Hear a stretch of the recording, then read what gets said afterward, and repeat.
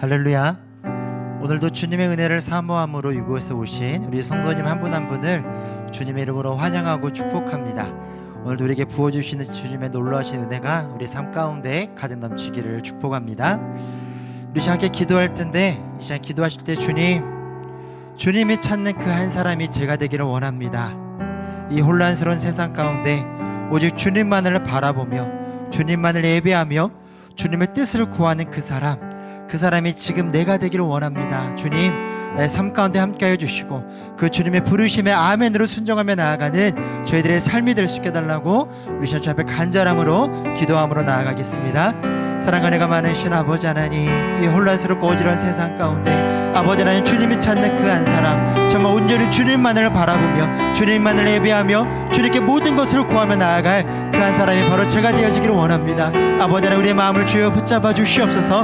다른 것 바라보지 않게 해 주시고 세상의 것 의지하지 않게 해 주시고 오직 우리 삶의 주인 되어 주시고 우리 모든 것을 통치하시는 그 주님만을 바라보며 나아가는 저희들의 삶이 될 수 있도록, 온전히 주님의 뜻을 이 땅 가운데 이루며 나아가는 저희들의 삶이 될 수 있도록 주 하나님 인도하여 주시고 함께하여 주시옵소서. 주께 간절히 구하는 우리들을 통하여서 이 땅 가운데 주님의 은혜와 주님의 평강이 있기를 원하오니 아버지 하나님, 온전히 주여 붙들어 주시고 인도하여 주시옵소서.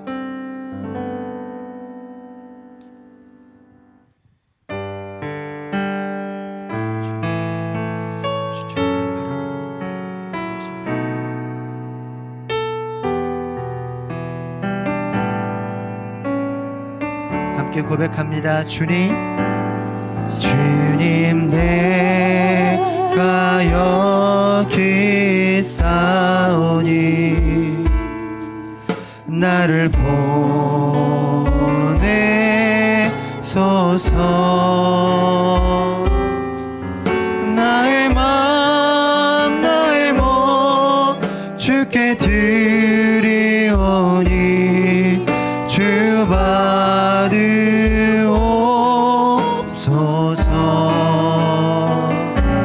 주님 내가 여기 있사오니 나를 써주소서.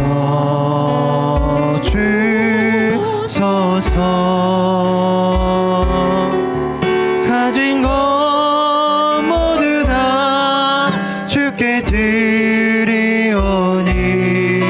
주 받으옵소서.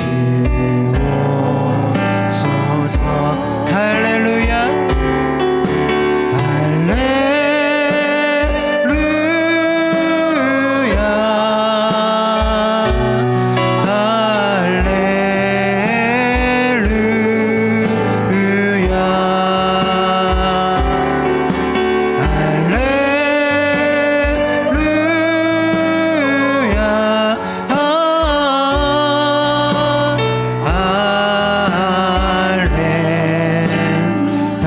고백합니다. 주님 내가 여기 있사오니 나를 보내소서.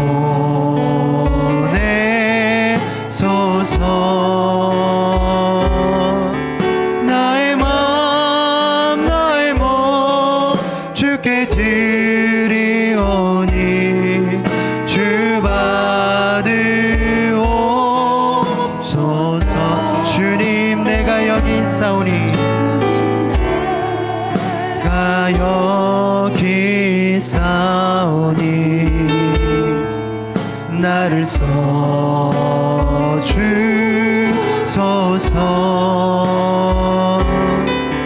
가진 것 모두 다 주께 드리오니 주 받으옵소서. 할렐루야 할렐루야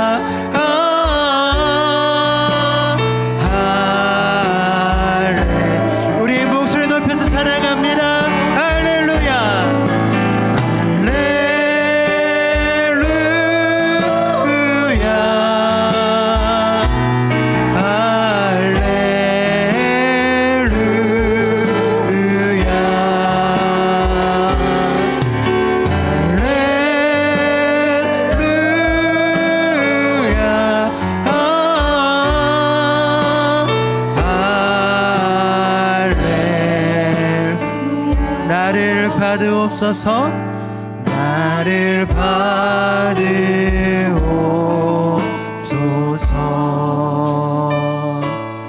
나를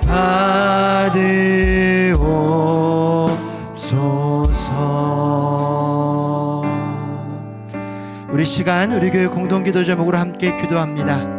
우리나라의 혼란스러운 상황이 진정되고 질서와 정의가 회복될 수 있도록 각 부서와 기관이 2024년 사역을 잘 마무리하고 지혜롭게 2025년 사역을 계획할 수 있도록 우리 교회가 후원하는 행암동의 기쁨 있는 교회 성도들이 영과 진리로 예배하며 세상 속에서 빛된 삶을 살도록 이 기도 제목으로 함께 기도합니다. 사랑하는 가 많으신 아버지 하나님, 이 시간 우리나라를 위해서 기도하며 나아갑니다. 이 혼란스럽고 아버지 하나님 어지러운 상황 가운데 주님 함께하여 주사 이 모든 상황들이 진정되어지게 하여 주시고 무너져버린 질서와 정의가 다시금 회복될 수 있도록 주 하나님 인도하여 주시옵소서.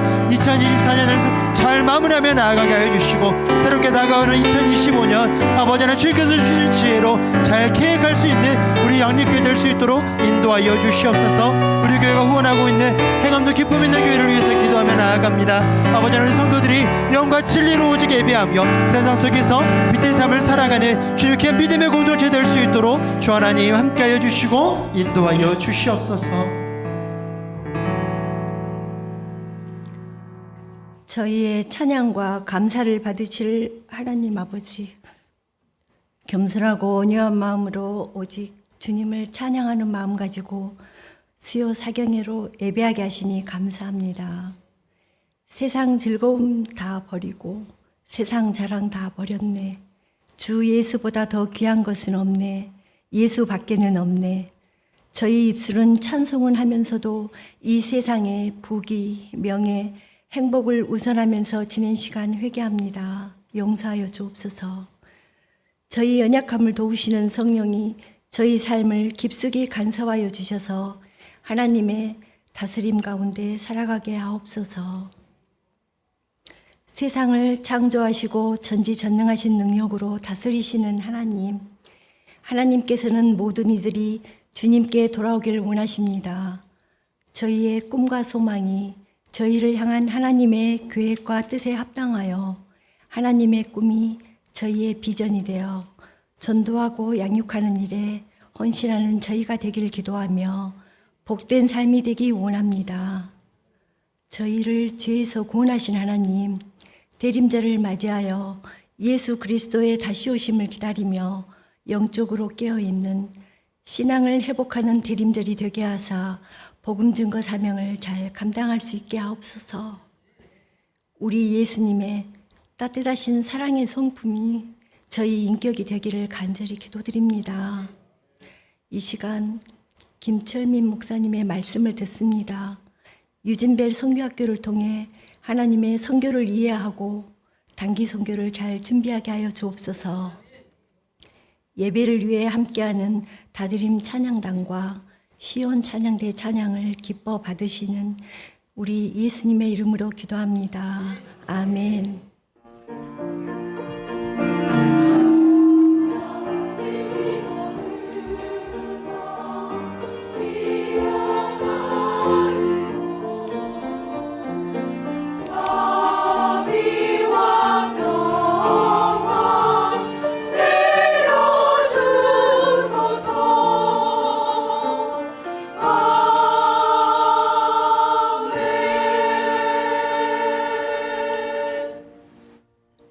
이 시간 우리에게 주신 하나님의 말씀은 마태복음 28장 19절과 20절 말씀입니다.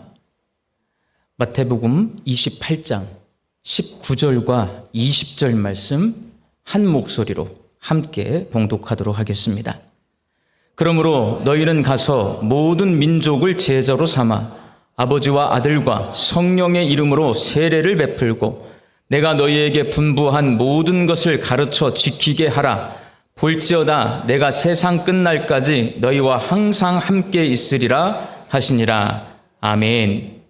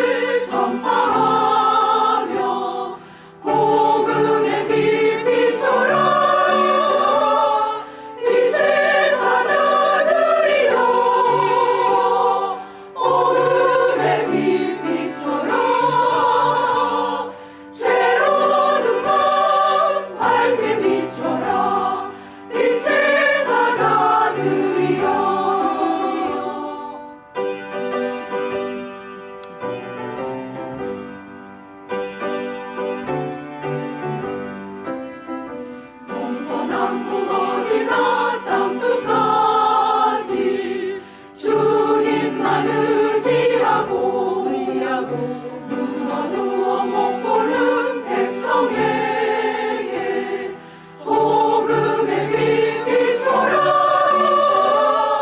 빛의 사자들이여 복음의 빛 비춰라 새로운 밤 밝게 비춰라 빛의 사자들이여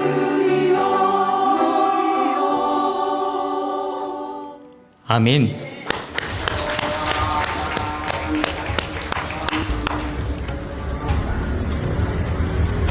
학교 앞에 있는 이 힌두교 이 신에게 모두 모여서 예배를 드린다고 합니다. 손에는 꽃하고 과일 이렇게 제사 드릴 음식들을 아이들이 다 준비해서 각 학년별로 앉아서 이렇게 제사를 먼저 지내고 또 공부를 시작한다고 합니다. 오늘 강사로 오시는 김철민 목사님은 저번에 특별 새벽기도 때 한번 보셨죠? 인도네시아 선교사님으로 섬김을 하시다가 대전 제일교회에서 지금 담임 목회를 하고 계시고요. 현재 저랑 무슨 관계가 있냐면 제가 동인선교회예요.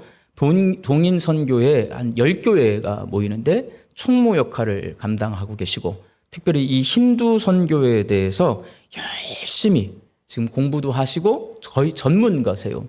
힌두 선교회. 그러면서 발리에 방금 찍힌 영상은 우리 목사님의 사모님이 찍어주신 영상이에요. 저도 처음 봤어요. 힌두교 학교에서 수업을 하기 전에 아이들이 저렇게 전부 다 모여가지고 힌두의 신들에게 제사를 지내는 모습 저도 처음 봤습니다.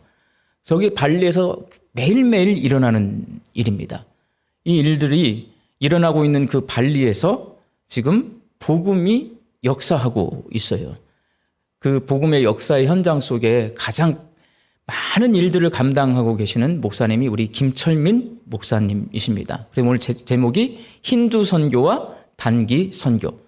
우리 김철민 목사님 나오실 때에 박수로 환영해 주시기 바랍니다.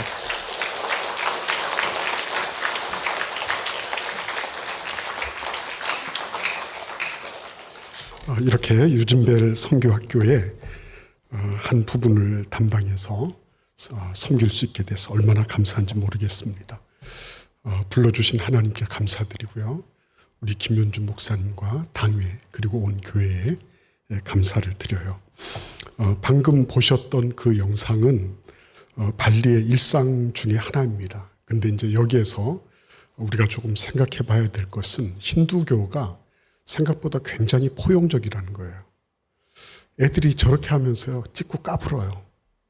이런데 선생님들이 말리지를 않아요. 아주 자연스럽게 그런 거를 포용해 줍니다. 그런데 어떤 아이들은 교복 차림으로 돌아다니더라고요. 쟤들은 저 힌두 아이들은 제대로 제례복을 입고 그리고 예배에 참석을 한 것인데 어떤 아이들은 그러지를 않아요. 그래서 너희들은 왜 옷을 안 입고 있냐 물었더니 하는 말이 우리는 무슬림이에요. 그러더라고요. 무슬림 애들에게도 반드시 힌두의 예배에 참석하라고 강요를 하지 않는 거예요. 그러면서 열려져 있는 겁니다. 굉장히 포용적인 거죠. 그러니까 이런 걸 보면 인도네시아의 힌두교가 지니고 있는 색깔의 한 단면을 볼 수가 있는 겁니다. 저도 이 발리를 선교지로 삼는다고 하는 것에 대해서 굉장히 부담스러웠어요. 왜냐하면 발리는 여러분도 잘 아시다시피 신혼여행지에다가 관광지 아닙니까? 근데 그곳을 선교지로 삼는다 이렇게 하면은 이렇게 생각할 수도 있지 않겠어요? 그렇게 생각하는 분들이 혹시 계실지 모르지만은 목사님들이 선교지를 찾다가 드디어 찾은 곳이 놀만한 곳을 찾았구나. 저런 관광지를 찾아서 선교한다는 미명하에 가셔서 조금 좀 놀다가 오시려고 하시는구나. 이렇게 얼마든지 오해하고 착각할 수 있지 않겠습니까? 여러분들은 그렇게 생각하지 않을 수 있지만요. 대다수의 사람들은 그렇게 생각할 수 있는 거예요. 그래서 그런 걸 모르는 바가 아니지 않습니까? 부담이 엄청 되는 거예요. 근데 제가 가서 저는 원래 수라바야라고 하는 곳에 있었어요. 비행기로 한 30, 40분 가면 발리예요. 그리고 카페리도 다니고 뭐 얼마든지 왕래할 수 있어요. 근데 그때조차도 몰랐습니다. 발리라고 하는 곳이 450만이 모여있는 큰 섬이고 그곳에서 정말 관광지라고 할 만한 곳은 그 남부 덴파사르 그 아래쪽으로 울루와트 등등등 해서 이 아래쪽이고 우붓 그 위쪽이고요. 나머지는 아주 전형적인 인도네시아의 농경사회를 그대로 빼다 박은 그런 곳이에요. 그러니까 힌두 문화가 깊이 침투해 들어 있는데 관광지라고 하는 미명하에 이곳이 전도지라고 하는 전도해야 할 미전도 종족이 살고 있는 곳이라고 하는 것을 이렇게 모르게 된 거죠. 그래서 선교사인 저도 몰랐으니까 일반인들은 얼마나 알 수 있겠습니까? 미전도 종족의 그 비율이 몇 %인지 아시죠? 예, 미전도 종족이라고 할 때는 전체 인구에 복음을 접하거나 교회 다니는 사람이 5%가 안 될 때, 100명 중에 5명이 안 될 때를 미전도 종족이라고 얘기를 합니다. 그러면 발리의 복음화율, 소위 말하면 발리에서 교회를 다니는 사람은 몇 %가 될까요? 한번 알아맞혀 보시겠습니까? 그냥 막 던지셔도 괜찮아요. 예. 세게 말하면 정답인 줄 압니다. 예. 발리는요, 1%가 되지 않습니다. 그러면 450만의 1%는 몇 명이죠? 4만 5천 명이잖아요. 그죠? 그런데 4만 5천 명 맞나요? 45만 명 아니에요? 그렇죠. 4만 5천만. 김현준 목사님이 굉장히 똑똑하세요. 예, 저를 보고 눈을 동그랗게 뜨고 뭐 이러면서 무섭습니다. 아무튼 4만 5천 명이 1%예요. 근데 그곳에 발리 자생교단이 있어요. 발리 교단이라고요. 그곳에는 교회가 50개예요. 대부분이 미전도 그러니까 미자립교회죠. 거기 나오시는 분들 몇 명 되는 줄 아십니까? 10명, 20명 되는 거예요. 그러니까 나머지 분들은 자바라든지 저 서띠모르라든지 이런 곳에서 오신 기독교인들, 이주해온 사람들이 있는 거죠. 다 포함해서 1%가 되지 않아요. 100명 중에 99명이 예수님 모르는 사람들이에요. 그곳이 전도지입니까? 전도지가 아닙니까? 예? 여러분들 잘 생각이 되지 않습니까? 그곳을 가서 전도해야 됩니까? 말아야 됩니까? 해야 되죠. 근데 왜 못하죠? 그렇죠. 아이고, 관광지에 가서 놀다 오는 거 아니야. 이런 선입감이 있어요, 우리에게는. 뿐만 아니라 뭐가 있냐면 우리는 열심히 선교하고 있습니다 라고 하는 그런 생각들이 팽배해 있어요. 맞아요. 보통 선교의 패러다임을 세 기로 나눕니다. 첫 번째는 지역적으로 선교하는 것. 이걸 18세기, 19세기 초에 해안선 선교 시대를 연 윌리엄 캐리 이후로 선교는 각 지역으로 가서 선교하는 겁니다. 이런 선교의 개념이 장착이 됐어요. 그래서 여러분 어느 곳이든지 가서 선교해야 됩니다. 그래서 이 양림교회를 개척한 유진벨 선교사님 위시에서 여러분들의 7인의 개척 선교사님들 이런 분들도요. 다들 그때 당시에 중국은 알려져 있었고 일본도 알려져 있었어요. 인도도 알려져 있었어요. 그런데 한국이라고 하는 곳을 누가 알았겠습니까? 말 그대로 대단히 죄송하지만 당시로서는 듣보잡이에요. 요즘에도 한국에서 왔습니다. 코리아라 그러면요. 북이냐 남이냐를 꼭 물어보는 사람들이 있어요. 예, 우리가 생각할 때는 굉장히 좀 무식하다고 생각할 수 있어요. 그런데 그 사람들은 꼭 물어봅니다. 그 정도로 아직도 한국에 대한 개념이 그분들은 그 정도예요. 근데 옛날에 100년 전에 선교사님들이 오실 때 한국이라고 하는 나라의 위상은 어떻겠어요? 말도 안 되는 거거든요. 그러니까 지역으로 들어가서 그곳에서 복음을 전한다 하는 거는 굉장히 중요한 선교사의 사명 중에 하나였습니다. 그리고 그분들은 어떤 분들이라 그랬죠? 기억나십니까, 여러분들? 그때 당시에 미국에서 대학을 졸업한 분들은 몇 명 중에 한 명이라고요? 100명 중에 한 명, 1%가 대졸이에요. 의사들은요, 더 적었어요. 그러니까 여러분 그런 거를 생각을 해보면 당시에 선교사님들이 어떤 마음으로 이곳에 오셨을까 이런 생각을 하지 않을 수 없는 거죠. 그래서 여러분 발리를 선교지로 삼고 그곳을 향하여 나아갈 때 그때는 이런저런 오해를 다 뒤집어 쓸 각오를 하고 들어가는 거죠. 처음에는 우리도 잘 몰랐습니다. 왜 그렇게 발리에 가면 막 머리가 아프고 그곳에서는 왜 그렇게 분란이 많고 그곳에서는 왜 그렇게 갈등이 많아지는가 몰랐어요. 그런데 신두신이라고 하는 저 신이 잡신이죠. 잡신.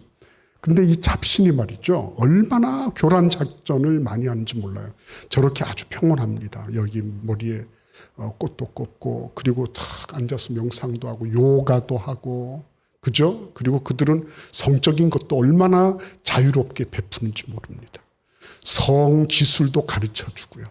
예, 그리고 심지어는 거기서 저 하늘하고 접신을 하고 그리고 그러한 것들을 훈련하고 그래서 평생에 뭐 수절하면서 자기를 완전히 신두의 어떤 화신으로 던지는 그런 사람들도 부지기수로 많은 거예요. 하나는 저 천상계에 있는 것 같고 하나는 저 땅 밑에 지하 어느 곳에 있는 것처럼 보이는 서로 종잡을 수 없는 그래서 무한한 포용력을 지니고 무한한 만개의 그런 마스크를 쓰고 등장하는 신이 힌두신이에요. 근데 참 기가 막힌 거는 가보시면 어떻죠? 길이 꼬불꼬불하고 좁아요. 왜 그런지 아십니까? 귀신이 쫓아올 때 길이 좁아야지 잘 못 찾는 거야. 그리고 3층 이상을 짓지 못하도록 했어요. 지금은 조금 더 높아지는 것 같이 보이지만 왜 그런지 아십니까? 귀신들이 뛰어넘으려고 하면 굉장히 높으면 안 돼. 그래서 이 귀신들이 참 멍청하기도 하고 무능력하기도 한데 그 귀신들이 뛰어넘을 수 있는 정도가 한 3층 정도 되기 때문에 그 정도까지 고도 제한을 해놓은 거예요. 그게 발리의 모습입니다. 지금도 거기 가시면 최대의 이슬람 국가인 인도네시아에서 아잔 소리가 안 들리는 곳이 발리 한 군데예요. 새벽부터 밤늦게까지 그리고요 막 알라후 아크바르 뭐 이러면서 계속 얘기하거든요. 근데 그런 소리를 안 들을 수 있는 곳이 발리입니다. 근데 그런 소리까지도 다 흡수해서 포용적이면서도 모든 혼잡한 것들을 다 불러일으키는 곳 그곳이 발리였습니다. 오늘 제가 여러분들하고 이 유진벨 선교학교에서 말씀드리고자 하는 것은 신두 선교가 왜 중요한지 이걸 말씀드리려고 해요. 그리고 단기 선교를 힌두권으로 가든지 어느 곳을 가든지 간에 단기 선교에서 꼭 필요한 것들 몇 가지만을 여러분들과 함께 나누고자 합니다. 맨 먼저 선교라고 하는 건 뭐라는 거죠? 너희는 가서라고 하는 말씀처럼 움직이는 것입니다. 성경은 움직이는 책이에요. 아브라함부터 모세 그 이후의 모든 족장들 그리고 그 이후의 모든 하나님의 종들은 그 자리에 가만히 있지 못했습니다. 계속 움직여야 됐어요. 그래서 성경은 그 움직이는 움직시를 가지고 영감된 책이 성경책이기 때문에 성도들은요 움직여야 되는 겁니다. 그게 꼭 공간의 어떤 공간 간의 지역 간의 어떤 이동 그것만 가리키는 게 아니에요. 움직인다고 할 때는 내 마음의 심령도 같이 움직여져야 돼요. 내 마음의 심령이 10년 전하고 이전하고 똑같다 그러면은 생각해 보셔야 됩니다. 긍정적인 면에서 내가 변함없이 주님 사랑하고 있다는 감사한 일입니다. 그러나 이전에 내가 성경적이지 못한 생각을 계속 견지하고 있다. 그 성교적이지 못한 마인드예요. 성경적이지 못한 마인드인 겁니다. 움직여야 돼요. 그래서 성경은 운동하는 책입니다. 은사운동 그러잖아요. 성령운동, 선교운동 전부 다 운동자가 붙어요. 움직이는 것입니다. 그래서 여기도 보시면 하나님께서 예수님께서 너희는 가라고 말씀하셨어요. 그때 예수님은 뭐라고 말씀하시죠? 요한복음 20장 21절에 보면 요한복음의 지상사명 대위임령이 있어요. 여기서는 마태복음의 대위임령이 마태복음 28장 19절 20절 말씀이고요. 요한복음의 대위임령은 요한복음 20장 21절이에요. 뭐라고 말씀하셨죠? 아버지께서 나를 보내신 것 같이 나도 너희를 보내노라. 이 말씀이거든요. 절대로 하나님은 너 그냥 그 자리에 가만히 있어 머물러 있어 이렇게 말씀하시지 않으세요. 움직이도록 하시는 겁니다. 단기 선교는 움직이는 거예요. 내 마음을 움직이고요. 내 생각을 움직이고 행동을 움직이는 것입니다. 그런데 이렇게 말씀하시는 분이 있어요. 목사님, 한국에도 복음 전할 사람 많고 그리고 해야 될 일이 많은데 굳이 그렇게 비싼 비용을 치르면서 그런 비싼 값을 치르면서 그 먼 데까지 날아가서 고작 해야지 일주일 남짓하게 하고 또 와야 되는 이런 단기 선교 얼마나 그거 비효율적입니까? 이렇게 말씀하시는 분이 있어요. 맞아요. 그 말씀 맞아요. 저도 거기에 일부 동의하는 마음이 있습니다. 그런데 다시 한번 생각해 보자고요. 우리의 형편과 처지를 생각하면 그 말씀은 맞아요. 그런데 여러분, 하나님께서 이 성경 전체를 통하여 말씀하실 때 우리의 형편과 처지에 맞추겠습니까? 하나님의 기준에 맞추겠습니까? 어느 쪽에 맞추는 것이 합당하겠습니까?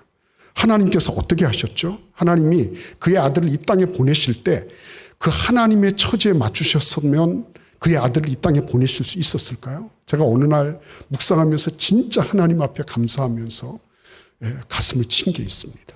요한계시록 묵상을 하는데 정말 그건 하나님의 은혜였어요. 그때 당시 금값이 막 오르고 있었어요. 지금도 금값이 한 돈에 얼마나 한다면서요. 근데 금값이 막 오르고 있는데 그때 보니까 하늘나라의 질이 포장 재료가 황금이더라고요. 황금길을 걸으며 이렇게 돼 있더라고요. 황금길. 하늘나라에서는 우리는 이 금을 이렇게 머리 위에 이고 사는 사람들이 많잖아요. 이게 최고의 가치 아닙니까? 그런데 하늘나라는 그 최고의 가치가 저 땅 발바닥에서 밟히고 있더라고요. 이게 저를 완전히 이렇게 바꿔놓는 계기가 됐어요. 이게 가치라고 하는 게 그런 게 아니구나. 이 땅에서 아무리 가치 있다고 해도 하늘나라 가면 그거는 길바닥 포장 재료구나. 아스팔트 재료구나. 근데 여러분, 하나님께서 그의 아들을 보내실 때 하늘나라의 가치를 생각하셨다면 그렇게 보내지 못하셨을 거예요. 그의 아들이 어떤 분이십니까? 흠이 있습니까? 점이 있습니까? 뭐가 잘못된 것이 있나요? 근데 그 하나님의 아들을 이 땅에 보내실 때는 뭘 가지고 보내신 겁니까? 가격이 아니죠. 비용이 아니죠. 한 영혼에 대한 구원, 그 구원이 지니고 있는 어마어마한 가치를 생각하시니까 하나님이 그의 아들을 이 땅에 보내시고, 그러니까 여러분들이 이 자리에 앉아 계신 것, 제가 여기에서 지금 말씀을 전하고 있는 이것은 하나님 나라에 볼 때는 하나님 관점에서 볼 때는 가장 지극히 높은 가치라는 거예요. 그러니까 그걸 위해서는 그 어떤 것도 아깝지 않은 거예요. 태국에 가면 헬리라고 하는 전설적인 선교사가 있답니다. 저도 한번 만나보고 싶어요. 방콕에 가서. 근데 그 선교사님은 원래 미국에서 의료 선교사로 파송됐던 분이랍니다. 근데 의료 선교사님인데도 불구하고 의료 행위를 이제는 안 하겠다고, 자기는 전도만 하겠다고.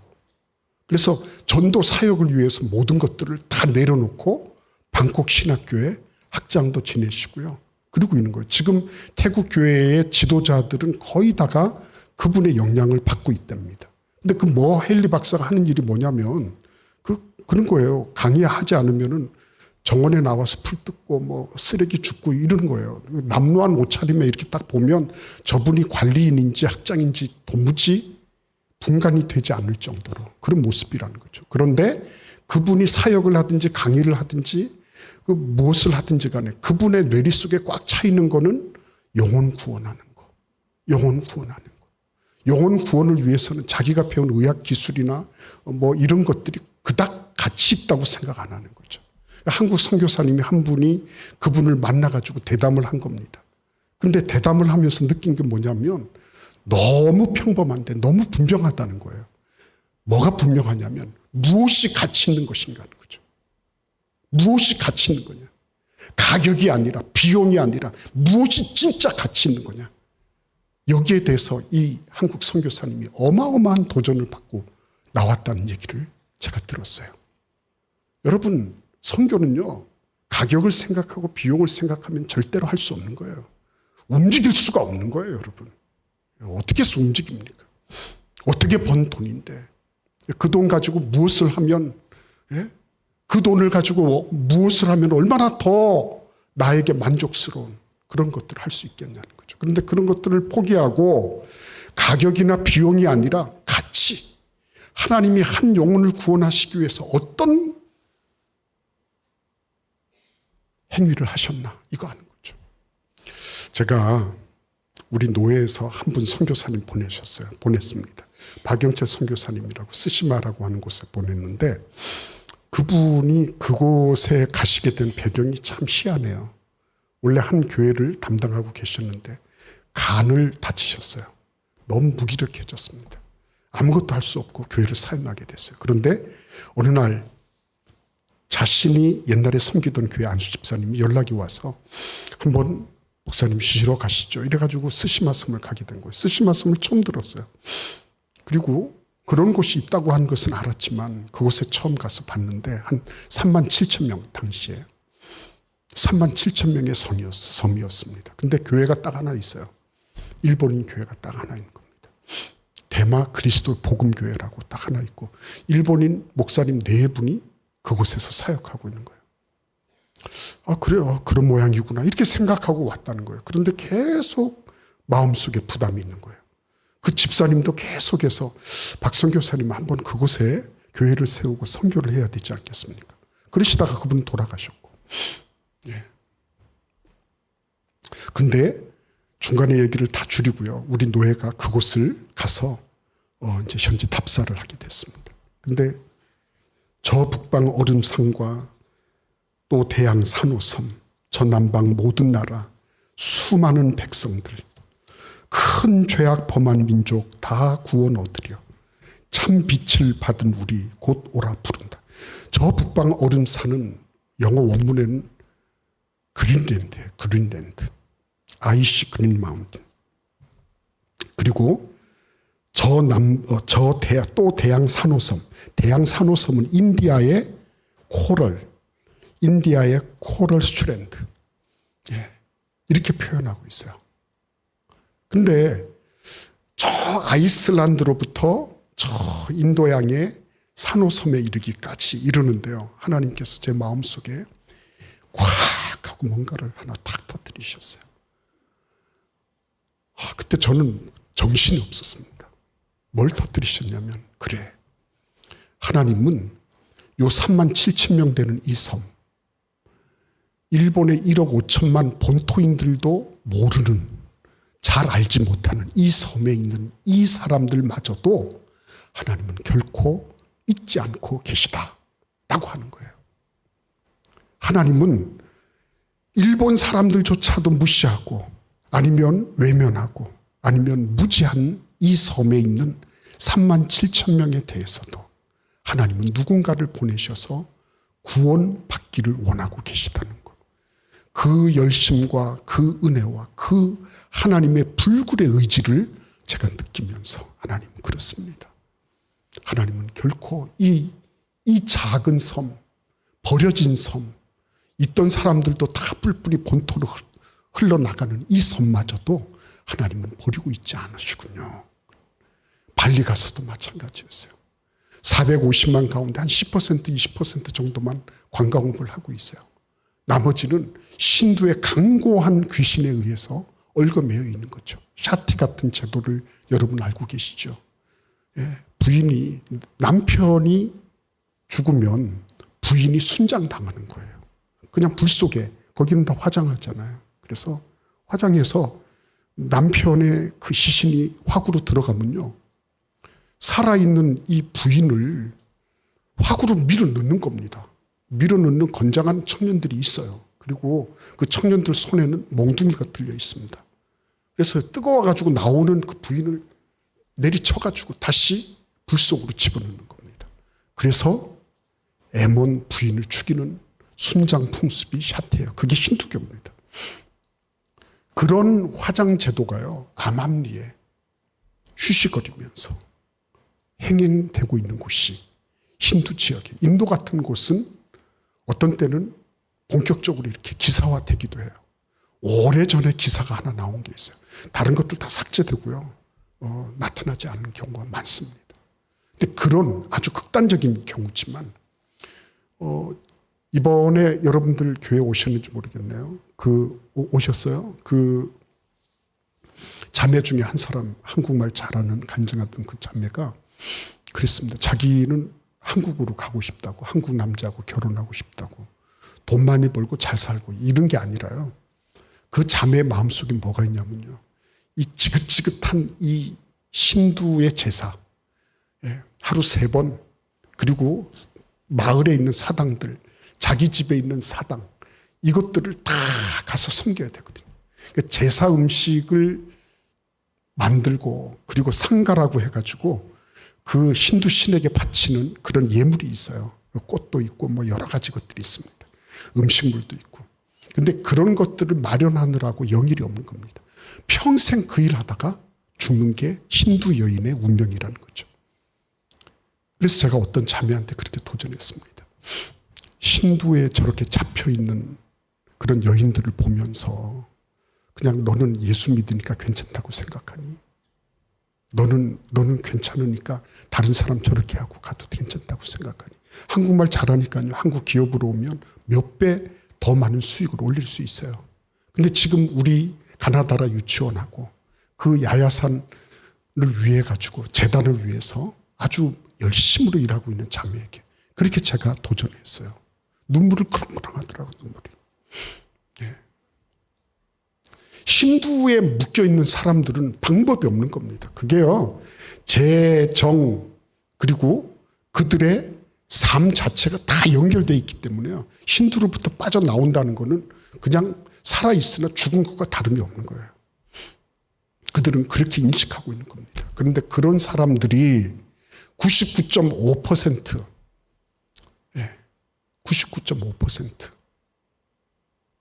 그런 사람들이 꽉 있다고 생각하면 그곳을 그냥 그것은 그냥 관광지니까 그냥 신혼여행지인데 왜 우리가 거기를 가야 되나, 이렇게 생각할 수 있겠습니까, 여러분? 결코 그렇게 생각할 수 없는 거예요. 동인 선교회의 동은 동띠모르입니다. 동띠모르. 이는 인도네시아예요. 동띠모르와 인도네시아는 원래 동띠모르 지역이 서띠모르, 동띠모르에서 함께 띠모르 아니었습니까? 인도네시아 지역이었어요. 그런데 그곳은 원래 포르투갈 식민지 이 역사를 가지고 있기 때문에 포르투갈 말을 쓰고요. 그러다 보니 독립을 하게 된 거죠. 그래서 동띠모르를 저도 3번 갔습니다. 3번 갔는데 갈 때마다 안 되는 거예요. 정부 말이 틀리고요. 그곳에 교회 담당자의 말이 틀리고요. 선교사님 말이 틀리는 거예요. 서로 다 다르니까 뭐 종잡을 수가 없더라고요. 지난번에 한 말과 이번에 한 말이 또 다르고, 이번에 한 말 또 어떻게 바뀔지 모르는 거예요.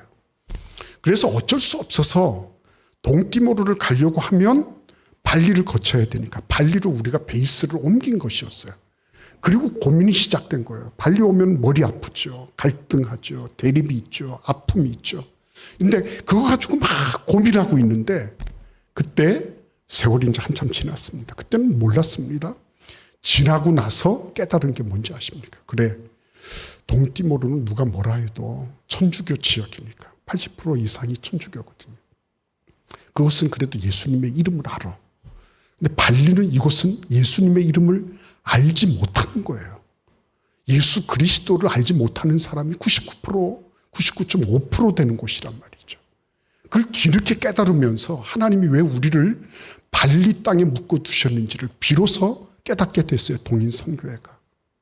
그래서 여러분, 아까 지역적인 그런 모습을 말씀드렸죠. 1세대는 지역을 따라서 선교하여 했어요. 2세대는 말씀드렸던 미전도 종족에 대한 개념이 트이면서 미전도 종족에게로 나아가자, 이렇게 된 거죠. 그런데 이제는 3세대 선교 시대가 됐어요. 패러다임이 이렇게 한 번씩 바뀐 거예요. 지금 패러다임은 뭐냐면 from everywhere to everyone이에요. 모든 곳에서 모든 사람에게로. 이거를 총체적 선교라 그럽니다.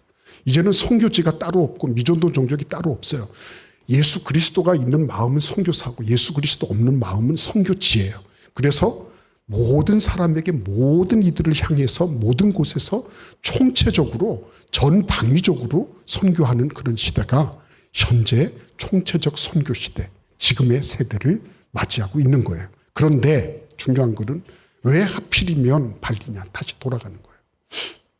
지금 힌두교는 인도의 영향으로 전체 14억 인도 인구, 네팔 3천만, 그리고 발리 450만, 이렇게 해서요 약 14억 5천만 정도가 힌두를 섬기는 3대 종교입니다.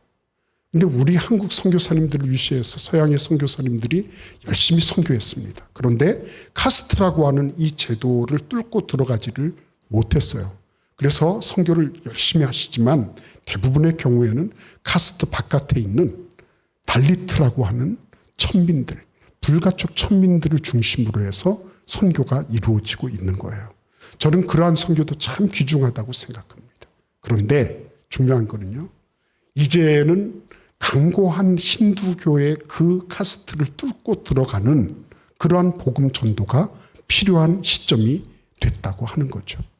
그런데 놀랍게도요, 하나님은 우리 동인 선교회를 통해서 어떻게 그 카스트를 뚫고 들어가는지를 이미 가르쳐 주셨어요. 하고 보니까 하고 있었어요. 정신 차려서 보니까. 여러분 마태복음 5장을 한번 보시겠습니까? 마태복음 5장을 보십시오. 4장입니다. 4장, 5장이 아니고요. 4장 23절 제가 읽어드리겠습니다. 예수께서 온 갈릴리에 두루 다니사 그들의 회당에서 가르치시며 천국 복음을 전파하시며 백성 중에 모든 병과 모든 약한 것을 고치시더라 이랬습니다. 어떻게 하셨다고? 가르치시며. 선교사들이 오셔서 뭘 했죠? 교육사업 하셨죠. 그 다음에 뭐라고 하셨어요? 천국 복음을 전파하시며. 그래서 뭘 하셨죠? 교회를 건립하셨죠. 그죠? 그 다음에 세 번째는 뭐죠? 모든 약한 것을 고치셨다. 그리고 뭘 하셨죠? 병원 세우셨죠. 그래서 우리 동인 선교회는 발리에서 예수님이 하시던 이 삼각 사역, 트라이앵글 미니스트리라 그래요. 이 사역을 감당하고 있는 거예요. 처음에는 발리 한인교회가 우리를 저 동안교회하고 좀 묶어주세요. 이렇게 신청을 했습니다. 그래서 교회 사역이 시작이 됐어요. 그리고 두 번째는 교육 사역이 시작이 됐습니다. 가나다라 유치원이 세워졌어요. 가나다라 유치원. 근데 그 가나다라 유치원은 지금 막 줄 서가지고 등록을 기다리는, 번호표 뽑고서 기다리는 그런 유치원이 됐습니다.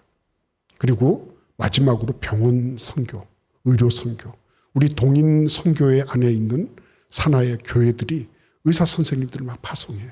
그래가지고 그곳에서 덴파사를 시청하고 같이 협력해서 많은 그런 의료 사역을 해마다 하고 있어요. 거기에다가 블루오션이라고 지난주에 오셨죠? 이관희 장로님이, 그 장로님이 같이 합류하셨어요. 그래서 이 신약 개발을 하는 이관희 장로님, 이 블루오션이 우리가 그런 곳에 한 몫을 담당하겠다 이렇게 자원하셔서 자연스럽게 삼각형대가 이루어진 겁니다. 우리가 원래 그런 거를 계획을 하고 누구누구 뭐 의료 선교할 사람을 찾아다니고 이러지 않았어요. 근데 하나님께서 그렇게 다 붙여주시더라고요. 근데 왜 이게 중요한지 아십니까? 무엇보다도 이 카스트라고 하는 이 제도는 굉장히 철학적이고 사상적이고 그리고 권위적인 겁니다. 이 브라만이라고 하면요, 브라만은 최상층 제사장 계급이거든요. 그 아래 왕족이나 귀족이나 정치인들, 크샤트리아가 있어요. 근데 이 브라만이 이렇게 지나가면 크샤트리아 계급들도 감히 머리를 잘 들지 못하는 겁니다. 이게 그 어떤 힌두의 그런 영이 이 사람들의 사회 문화 계층 아래 꽉 그것이 아주 강력하게 내려가지고 강력하게 이거를 붙잡아 매고 있는 거예요. 거기에서 이렇게 잘 뭘 못해요. 수드라 계급, 노예 계급 같은 경우에는 이거는 뭐 이 브라만하고 감히 말을 섞을 수가 없을 정도로 벌벌벌벌 기는 겁니다. 발리에서는 다행히도 그 정도까지는 아니에요. 그러나 브라만을 만나면 함부로 말 못해요. 다른 계급이. 그 정도로 그들은 나름으로 이런 그 계층화되어 있는 문화의 힌두 문화에 사로잡혀 있는 것입니다. 근데 그걸 깨는 게 뭔지 아십니까? 교육이에요. 교육. 그래서 이 영어를 배운다 아니면은 유치원에서 선진 지식을 가르친다 이렇게 하면 아무리 힌두 부모라 할지라도 기겁을 하고 달려드는 거예요. 내가 우리 아이들은 잘 컸으면 좋겠다. 좋은 교육을 받았으면 좋겠다. 모든 부모들의 바람 아니겠습니까?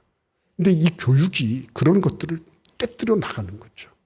그리고 의료 같은 부분들도 어마어마하게 중요한 거예요. 발리 같은 데서는 항상 그러잖아요. 한국에서는 살릴 수 있는데 저 개발도상국이나 3세계 국가에 가면 이렇게 살릴 수가 없는 경우가 많이 있어요.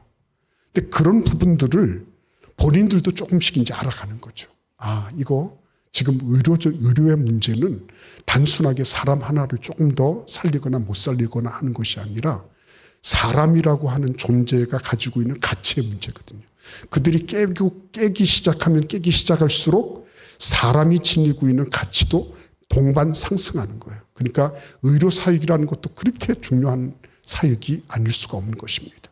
그리고 복음 전파 사역 이것도 역시 마찬가지예요. 그런데 조금 이제 뭔가를 배우고 하신 분들은 이렇게 말합니다.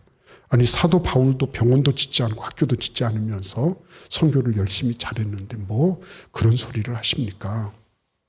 뭐 병원 짓고 뭐 학교 짓고 하는 그거는 옛날 제국주의 시대의 선교에서나 하는 것입니다. 라고 말하는 분들이 있어요. 참 일견 들으면 그럴듯해 보이잖아요. 그죠? 절대로 그것이 다는 아니에요. 일리는 있을 수 있습니다. 다는 아니에요. 왜 그런 줄 아십니까? 사도 바울은 가는 곳마다 두드려 맞고 도망 다니고 피해 다니기 바빴어요. 근데 그런 자리에서 어떻게 학교를 짓고 병원을 짓고 뭘 해요, 여러분. 회당 들어가서도 끌려 나오고 하는 사람인데. 그러니까 성경을 읽더라도 좀 이렇게 전반적으로 읽는 게 필요한 것입니다. 그런 분들 보면 일리 있다 싶다가도 좀 얄미울 때가 있어요. 뭘 그렇게 대단하게 잘 알아가지고 사도 바울은 병원도 안 짓고 학교도 안 짓고 선교 잘했다고 그런 소리만 하냐고요. 그런 분들에게 신두 선교 가서 해보라고 그랬어요. 그렇지 않습니다. 그래서 여러분 헨리 마틴이라든지 윌리엄 캐리 같은 분들이 세워놓은 그런 학교 지금도 운영되고 있고요. 귀한 일꾼들을 배출하고 있어요. 여러분 랄프 윈터라고 하는 분이 있습니다. 그분이 왜 미국의 선교가 실패했나 이런 제목의 논문을 발표했어요. 그 가운데 하나가 뭐냐면 미국 선교사들이 가서 성경학교, 신학교는 지었는데 일반 대학은 짓지 못했다. 근데 일꾼들이 나오는 것은 일반 대학이더라.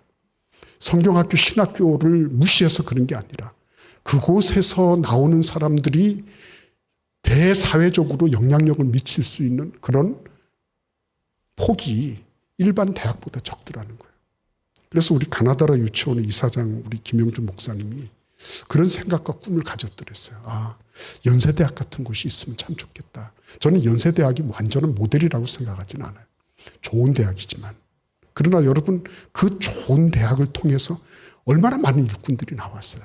그렇잖아요. 우리 가나다라 유치원. 그래서 이제 우리가 우스갯소리로 그랬어요. 그 다음은 마바사 초등학교.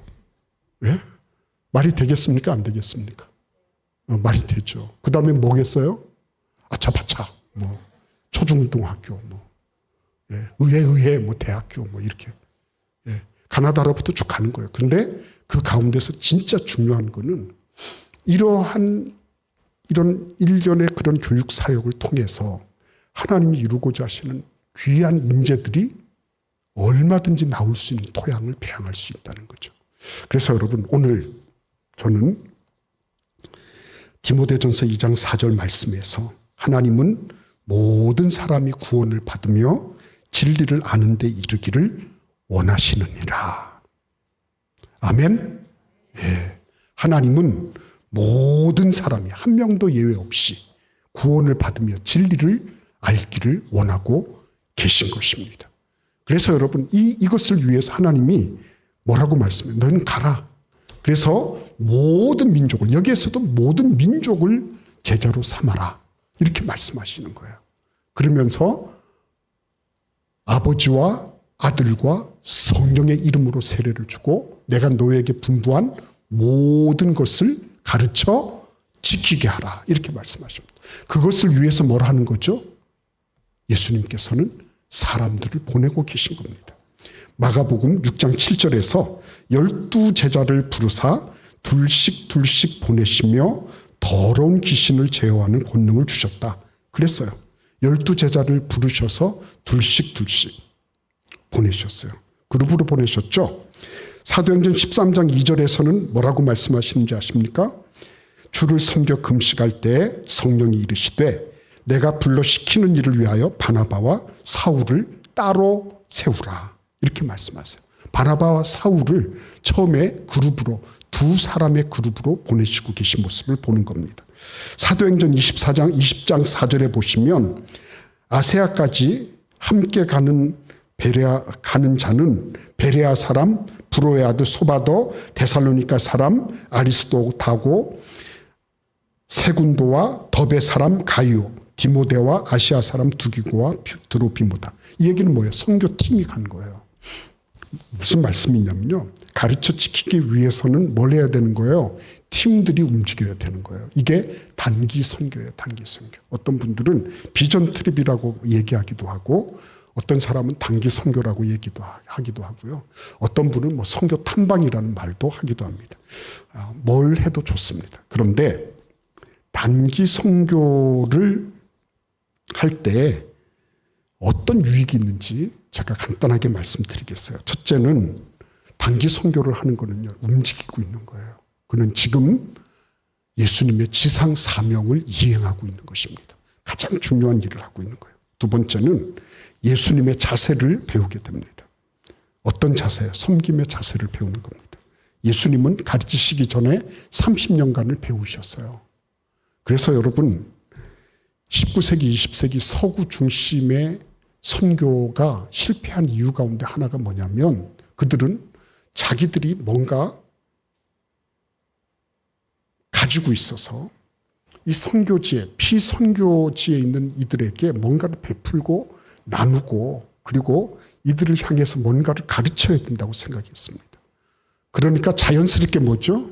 나는 너희들에게 혜택을 주는 자야. 너희들은 나에게 혜택을 입는 자야. 라고 하는 이 계급이 형성이 되게 된 거예요. 단기 선교는 그것을 불식시킵니다. 우리는 잘 모르잖아요. 그러니까 배워야 되는 거예요. 예. 먼저 낮아지고 먼저 섬기는 거. 내가 높은 곳에서 낮은 너희를 가르치는 게 아니라 당신들이 살아가는 그 모습을 나도 겸손하게 배우겠습니다. 섬기는 자세를 배우게 돼요. 예. 약한 자의 영성을 알게 되는 거죠. 그러니까 정말 잘못된 그런 선교의 자세는 뭐냐면 진군하고 정복하고 하는 그런 자세예요. 예. 예수님께서 오셨을 때 베들레헴의 그 척박한 그 마국간에 오셨을 때 어디에서 진군하는 군인의 모습을 봅니까? 어디에서 정복자의 모습을 봅니까? 가장 낮고 가장 겸비한 모습 아니겠어요? 가장 연약한 모습 아니겠습니까? 단기 선교는 그걸 배우는 거예요, 여러분. 뭐 얼마나 알길래 가서 사역한다고 그러겠어요? 그게 아닙니다. 그리고 단기 선교를 하게 되면 얻는 유익이 넓은 시야를 확보하게 됩니다. 이번에도 블링빙사리를 우리 같이 다녀왔거든요. 저는 장또항 선교사를 따라서 200명이 블링빙사리로 이주했다고 제가 그렇게 책에서 읽고 이해를 했어요. 근데 가서 보니까요, 그 묘비명에 나와 있는 걸 보니까 30명밖에 없더라고요. 그래서 제가 그 린다 목사님한테 물었잖아요. 어떻게 해서 이 나머지 170명은 어디로 갔습니까? 그러니까 린다 목사님이 딱 뭐 별로 놀랍지도 않게 이렇게 딱 보면서 천주교로 가고요. 믿음을 떠나고요. 다시 힌두로 돌아가고요. 이렇게 간단하게 정리가 돼버리더라고요. 근데 만약에 제가 그곳에 가보지 못했으면 장또항의 전도를 따라서 예수 그리스도를 믿은 사람 200명이 그곳으로 가서 블링빙사리를 건설했습니다. 이런 소리 하고 있었을 거예요. 근데 직접 가보니까 알겠더라고요. 왜 예수님께서 이 땅에 오셨겠어요? 저 높은 곳에서 리모트 컨트롤 하시면서 우리에게 이것저것 가르치시고 교훈하시면 됐지. 왜 오셨겠어요? 그분이 직접 오셔서 우리 가운데 거하시면서 우리 땀내 다 맡으시고 우리 죄악된 그 심성을 다 보시고 우리의 그 악한 그런 습속들을 다 경험하시면서도 예수님 절대로 물러가지 않으셨잖아요. 예? 넓은 시야로 확보되는 거예요. 단기 선교 해보면 내가 알고 있던 그런 시각이 굉장히 좁았다는 거, 단견이었다는 거, 그거 단방에 알게 돼요. 그래서 여러분 단기 선교하실 때 중요한 거 4가지를 말씀드리겠습니다. 시간 될 때까지. 시간 넘었네요 보니까. 첫째, 기도 중요합니다. 기도. 단기 선교를 준비하면서부터 영적 전투가 시작된다고 보면 틀림없습니다.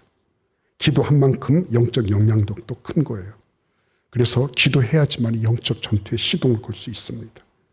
겉으로 볼 때 이거 다 평안하다 절대로 믿지 마세요. 기도한 만큼 평안한 거예요. 두 번째는요,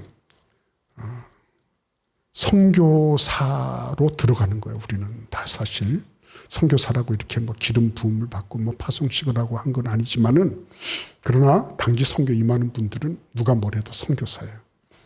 그러나 선교사지만 선교사의 보조 역할을 감당하는 분들입니다. 선교를 돕기 위해서 왔다고 하는 걸 꼭 기억해야 돼요.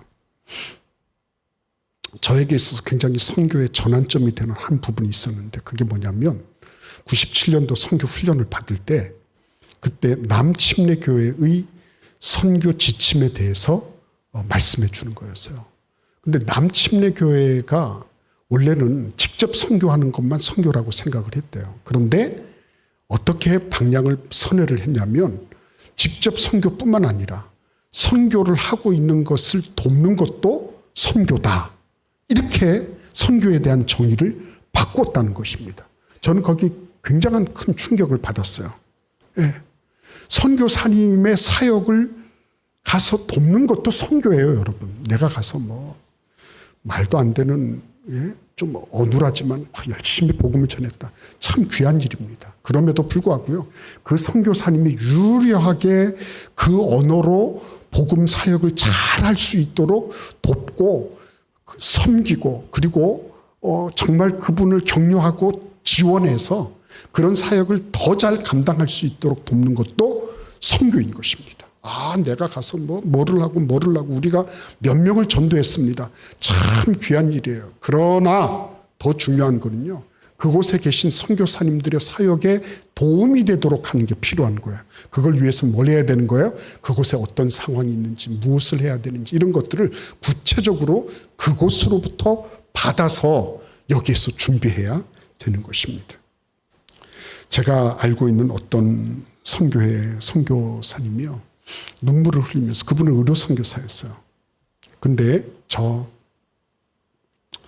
서남, 저 아프리카 요 스탄 지역에서 국립의료원에서 부부가 다 같이 정형외과 의사로 3년을 거주하면서 그곳에서 의료 선교, 그곳의 의사들을 모아서 성경 공부를 3년간 잘 진행하고 있었어요. 그런데 우리 한국의 어떤 선교단체가 들이닥쳐가지고 그곳에 땅밟기를 한다 그러면서 싹 휩쓸고 지나갔습니다. 그래서 그곳에 있는 영자지며 그곳에 있는 모든 신문들이, 도하에 있는 모든 신문들, 매스컴이 그거를 다 찍고 그리고 기사화했습니다. 결과가 뭐였는지 아십니까? 한국 사람들은 전부 선교사니까 다 추방해라, 이래가지고 3년 동안 털을 닦아놨던 그 모든 기지를 다 포기하고 추방당해서 다시 한국으로 돌아와서 피눈물을 흘렸습니다. 선교는 과시하는 게 아닙니다. 단기 선교는요, 과시하기 위해서 가는 게 아니에요. 우리가 어떻게 무엇을 했다, 이거를 드러내려고 가는 것이 절대로 아닌 것입니다. 우리는 죽고요, 그리스도 예수께서 하시는 일이 나타나도록 하는 게, 그게 진짜 선교인 것입니다.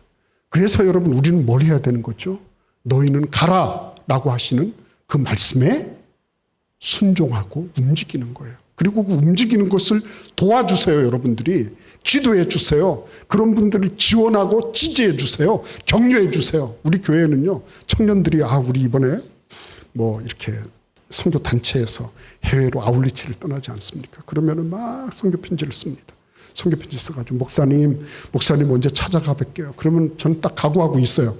딱 와요. 그러면은 탁탁탁탁 제가 다 받습니다. 받아가지고 우리 선교부에 탁 넘겨드립니다. 이거 기도하시고 그리고 얼마씩 해가지고 우리가 책정된 게 있어요. 그래가지고 다 지원합니다. 여러분, 청년들이 힘을 얻습니다. 아, 이렇게 하는 거구나. 그리고 우리 교회는 의뢰 그런 줄 알아요.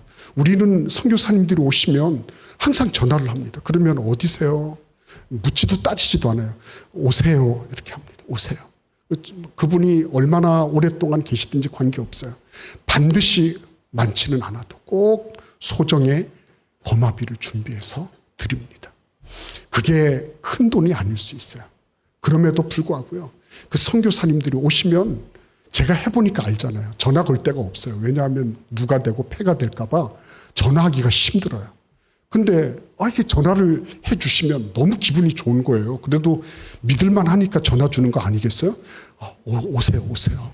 우리 교회 게스트룸 있으면 주무세요. 예, 그리고 식사 대접해요. 그리고 고마비 드려요. 그래서 그분들이 하루든지 이틀이든지 힘을 얻고 돌아가시도록 그렇게 준비해요. 저는 오늘 주님의 은혜 가운데 오늘 공동회에 있어가지고 김현준 목사님 얼굴이 점점 파래지는 것 같아요. 여기까지 기도하겠습니다. 고맙습니다, 주님. 이 선교의 이 가슴 벅찬 영혼 구원의 메아리를 우리가 함께 우리 주님과 더불어 우리 아버지의 마음과 더불어 함께 같이 동조하며 함께 뛸 수 있도록 은혜 주심을 감사드립니다. 하나님께서 우리 귀한 우리 양림교회가 지금까지 정말 아름답고 귀한 전통을 축적해 왔습니다. 주님, 이제 단기 선교를 떠나는 그 모든 발걸음 위에 우리 주님이 가지셨던 영혼 구원의 설레임과 열정과 뜨거운 헌신이 함께해서 양림교회뿐만 아니라 이 광주 지역뿐만 아니라 전 대한민국과 전 세계를 향하여 선교의 그 놀라운 울림이 계속 증폭되고 확장되도록 하는 진원지가 되게 하여 주옵소서. 예수님의 이름으로 축복하며 기도하옵나이다. 아멘.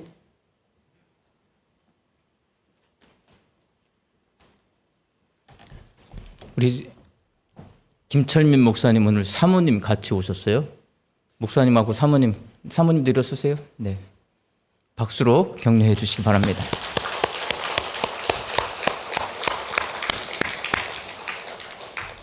유진별 선교학교 첫강 오동선 목사님 강의 듣고 저한테 목사님 참 좋았어요 했어요. 우리 김철민 목사님 강의 들었어요. 참 좋았어요? 목소리가 작아요. 참 좋았어요? 네, 박수 한 번 해주세요. 우리 교회 비전이 가르치고 배우는 교회입니다. 선교도 여러분 배우셔야 돼요. 배워야 우리 선교의 수준이 점점 올라갈 수가 있습니다. 잘 배우셔서 제가 동인선교 이사회예요. 이사. 예. 발리 가셔야 됩니다. 아셨습니까? 제가 계획을 세워가지고 발리도 단기 선교팀을 보낼 계획이에요. 가면 할 일이 참 많습니다. 다음 주 마지막은 우리가 12월 25일 날 창립 120주년 기념을 맞이해서 선교사를 파송합니다. 라오스로. 전승옥 선교사님이세요. 그 전승옥 선교사님이 다음 주 수요일 날 미리 들어오셔서 라오스 선교와 단기 선교 이렇게 우리와 함께 할 계획입니다. 다음 주에도 많이 참여해 주셔서 우리 교회가 120년 만에 이제 또 파송을 한 분 하잖아요. 그 선교사님은 또 어떤 사역을 하고 계시는지, 그 선교사님은 어떤 단기 선교를 원하시는지 한번 배우시고, 우리가 또 라오스도 이번에 가잖아요. 네. 방글라데시도 갈 거잖아요. 저는 단기 선교팀이 훨씬 더 많아지기를 원합니다. 우리 교회 사명이 뭐예요? 복음을 전하는 교회. 말로 전하면 안 돼요, 여러분. 움직이는 거라니까. 복음은 나도 가고 보내기도 하고 배우기도 하고 복음을 전하는 겁니다. 우리 교회가 복음을 전하는 교회를 향해서 힘차게 전진할 수 있기를 바랍니다. 우리 김철민 목사님 축도해 주시고 마치도록 하겠습니다.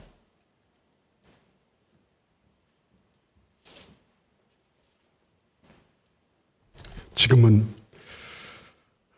하늘의 그 찬란한 보좌를 다 버리시고 영혼 구원의 그 어마어마한 가치를 위하여 당신의 몸을 십자가에 못 박으시며 죽으시기까지 하신 우리 주 예수 그리스도의 은혜와 우리를 교회로 모아주신 것이 단지 우리만의 종교적인 만족이 아니라 저 세상을 향하여, 저 미존도 종족을 향하여, 신두권을 향하여 나아가도록 우리를 양림교회로 불러주시고 이 놀라운 자리에 함께 동참시켜 주신 우리 아버지의 극진하신 사랑하심과 앞으로 단기 선교를 통하여 라오스 선교사 파송을 통하여 이제는 120주년 된 이 거룩한 채무를 전 세계를 향하여 펼쳐나가도록 인도하시고 동행하시는 성령님의 교통 교제하심이 이 시간 주님 앞에 나온 사랑하시는 양님의 모든 주의 거룩한 일꾼들 한 분 한 분 머리머리 위에, 그리고 앞으로 진행될 거룩한 선교 사역 위에 지금부터 영원토록 함께 하시기를 간절히 축원하옵나이다. 아멘.